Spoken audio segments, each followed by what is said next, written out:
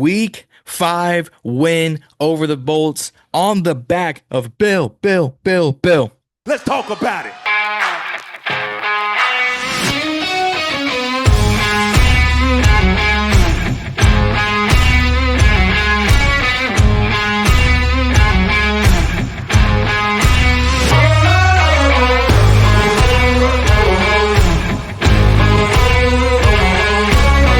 Week 5 is in the books, and we are coming out here on Victory Monday with an absolute W against the Los Angeles Chargers. What's going on, guys? It's John Dow back from the Ballin In Burgundy podcast, repping the solo episode because we got to talk about Victory Monday for week 5. But before we get to anything, don't forget to like, share, and subscribe here on BIB. Road to 1,000 subscribers. We're at 741 right now. So we need 260 more of y'all to get to that 1,000 yard mark, or 1,000 subscriber mark, excuse me. Instagram and TikTok at Ballin In Burgundy Podcast, Twitter at BIB Podcast 22 because Twitter hates long usernames. But let's get into this. Week 5 is in the books. We take a long flight out to Southern California to SoFi Stadium. Jaden Daniels is in a boot. No TM17 and Terry McLaurin. No Noah Brown. No problem. 27-10. Final score. Off the back of the best rookie running back I've seen for the Commanders in a hot minute. And let's just start with the positives. Bill Croskey Merritt, 14 carries, 111 yards, 2 touchdowns. We said this last episode when we had Taylor on. Shout out to Taylor. She was at the game. Y'all can go watch that episode right up here or on the channel. And we said we got to run the ball. The Chargers' run defense may be good, but you can give up big plays. Well, guess what? Bill was running over the yard, averaged 7.9 yards a carry. 2 runs with Bill first down. Had a long of 27 yards. It was a great day to running the ball. On the receiving side, Debo led us. 8 receptions, 96 yards, and that last touchdown coming out in the fourth quarter, under like a minute and a half to play, 4th and 7, Debo gets that touchdown. Luke had an absolute bomb for 50 yards, which I think was called DPI or defensive holding, but they obviously denied the penalty because it was a 50-yard chunk play for us. Croskey had 39 yards on the ground. Jalen had 1 for 16. McNichols 1 for 9. Bates had 1 for 9. Martin had 1 for 9. Zach Ertz legitimately had 1 target, and that was it. And then Chris Moore. I'm not getting into Chris Moore right now. I'm not talking about the negatives. I'm talking about the positives. This offense, for as much as it seemed sluggish in the first half, because we were down 10-0, like that. It was quick, fast, and in a hurry because we won the toss, deferred. Chargers got the ball, immediately went down for a touchdown, and we went 3 and out. So I said, "Oh, this is gonna be a long game." A few hours later, they go down and get a field goal. So I was like, "Oh, just like the Atlanta game, we're down. Just like the Raiders game, I think we go down. Just like the Packers game, we go down early, right?" And then what do we actually run the ball? Bill gets going. Jaden really wanted to run. 8 carries, 39 yards. With a long of 12. He really wanted to run. Early on, they shut him down. And after that, it just got out of hand. So props to the offense for sticking it out and killing it in the second half. 17 unanswered points. Killed the Chargers defense. There were some penalties that helped us out. There is a huge roughing the kicker call in the third or fourth quarter that really bailed us out because we got deep in the end zone. Roughing the kicker got us out. Defense held their own today. I know it didn't look like it. I know the tweets I put out. Here's why. Early on, Herbert ran for a 41-yard like second or third down conversion. Hampton had a decent little game. But other than that, we were getting after Herbert. Defense got 5 sacks on the day. 2 from Dorrance Armstrong, a sack and a half from Von Miller, half a sack from Jacob Martin, and a sack by 95 Johnny Newton. So we see him coming out to play. Sanders still had two passes deflected. Reeves had a really, really good end zone pass deflection, and Newton had a pass deflection too. And then Mikey had another interception on the day, his second of the year.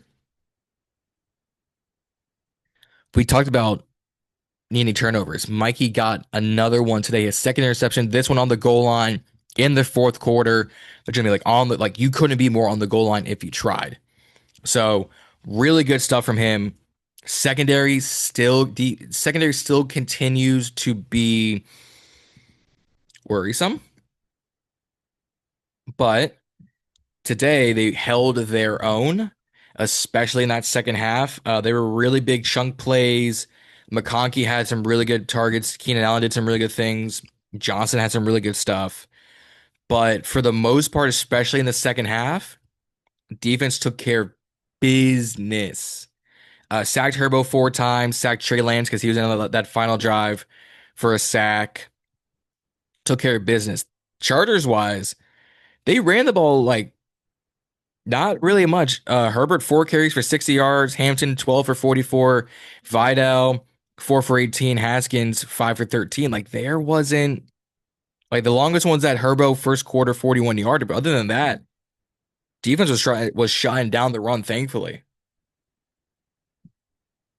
a little bit of water. Receiving wise, like Herbo went 22 of 29 for 166. So like Keenan Allen had 5 for 58, Quentin Johnson 4 for 40, Eli McConkey 5 for 39 and a tutty. But that was it. That was it. Quentin Johnson had that crucial fumble from Quan Martin recovered by Marshawn Lattimore, and then Tier Tart, got a fumble too. But like their defense, like Justin Ibagbe, the Alabama kid, got a sack on Daniels, but that was it. That was it. 6 tackles for loss, 2 passes deflected, a QB hit. Like it wasn't great. Special teams had a really good day for us. Luke 3 kick returns, 92 yards, 40 on the long.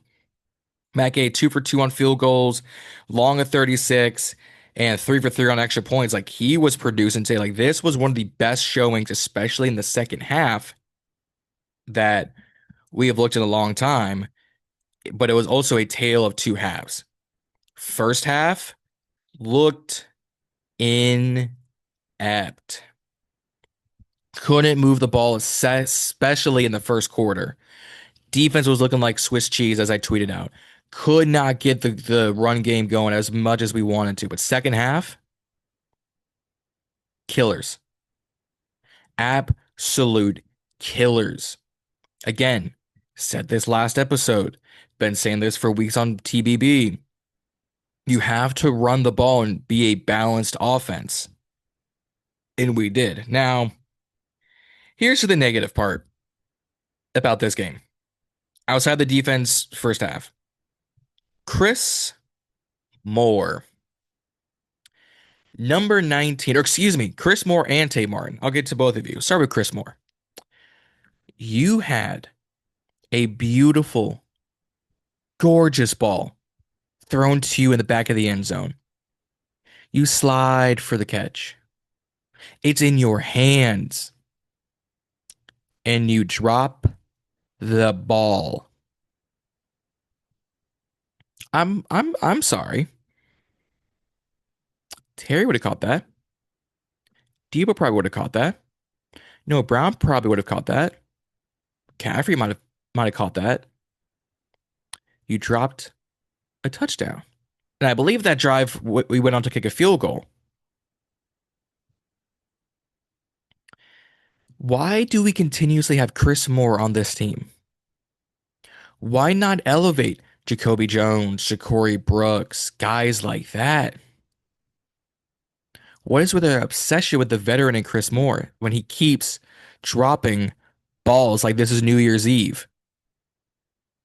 I don't understand. Tay Martin had a great hit stick on special teams. Next special teams drive. Personal foul, unnecessary roughness. Offense number 13. Get a little too excited there, a little too big for your britches there, Tay, huh? We are undisciplined. And not just those two. We had penalties all day long. 7 penalties for 48 yards. Whether it's defensive holding, false start, stuff like that, delay of games, did not make any sense whatsoever. We are undisciplined. We're missing tackles. We are missing tackles. In the first quarter alone, I think people were counting about 10 broken tackles. Does not make any sense whatsoever. Whether it's Luvu, because Hampton broke a Luvu tackle, and Hampton kept breaking tackles. Whether it's Luvu, Wagner, Mikey, Marshawn, Quan, Darnell. I couldn't see Darnell Savage out there, but that's okay. Preston Smith was active. Couldn't find. Never heard his name once. It needs to be fixed. It seems like special teams is fixed, but these penalties and these missed tackles and these dropped balls all need to be fixed. And these are relatively easy things to fix. You did not start Madrano or Cahill today. So you relied on Vaughn, McGee, Lulu, and Bobby. Each of them had like a broken tackle or two. We need to stop these measly little inconveniences because it should not happen. Breaking tackles after breaking tackles after breaking tackles. I want to see. I'm checking something real quick because I feel like missed tackles. Because I feel like we're just missing tackles. And it's more than just.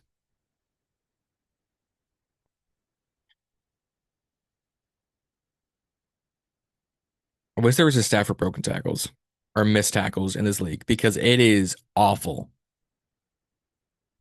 Let's see.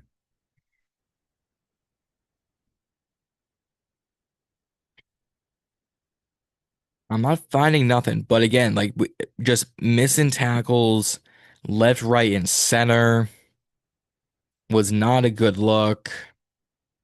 Stat and penalties, we need to be better and disciplined. But with that being said, it is a victory Monday. It is a great day to finally have a victory and a well done victory too. 27-10. We got disrespectful at the end. Debo got that last touchdown just to seal the game on 4th and 7. But again, we have a lot of good. Just looking to a lot of young players: Jaden, Jalen, Ja'Cory, Mikey. A lot of Jazon, a lot of young players developing. Connolly Jr. I don't think gave up anything today. A lot of good things to look forward to going into week 6 against Chicago. But we're going to fix what needs to be fixed. We're going to enjoy this victory Monday because it's going to be Monday when I post it. It's going to be a victory Monday here on BIB and cannot wait to celebrate whether I'm rocking the Terry, whether I'm rocking the Jaden, whether I'm just rocking the hat, whether I'm just rocking any of my hats. It's a victory Monday in DC. We move on to 3-2. Looks a little rough, but we can work on this. But let me know down in the comments, what is your biggest takeaway from this week 5 matchup? Is it the defense needing help? Is it the offense getting back to better ways, especially in the second half? Is it the best deep threat playmaker we have is Luke McCaffrey? Let me know down in the comments. Hit that subscribe button and let's enjoy this victory Monday, guys. Like, share, and subscribe. Follow us on all the socials. Raise hail on this victory Monday. And don't forget to stay ballin'. We will see y'all out there.